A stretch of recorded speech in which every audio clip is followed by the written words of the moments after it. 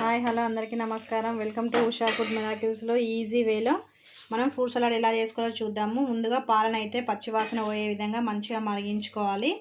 దానికి తగ్గట్టు sugar add చేసుకోవాలి. షుగరు మంచిగా మెల్ట్ అయ్యే విధంగా మంచిగా మరిగించుకోవాలి. ఇలా షుగర్ అంతా మెల్ట్ అయిపోయేలోపు నేనైతే ఈసారి ఈ కస్టర్డ్ పౌడర్ అయితే తీసుకున్నాను, వెనీలా ఫ్లేవర్. ఇప్పుడు నేను హాఫ్ లీటర్ పాలకి నాకు ఒక 3 టేబుల్ స్పూన్ల వరకు పడుతుంది అనమాట కస్టర్డ్ పౌడరు. ఇలానే వేస్తే గడ్డ కడుతుంది.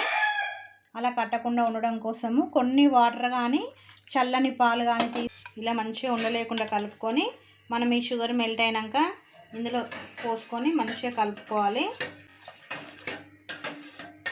కొంచెం ఒక 5-10 నిమిషాల పాటు కొంచెం మరిగించుకుంటే చిక్కదనం అనేది వస్తుంది.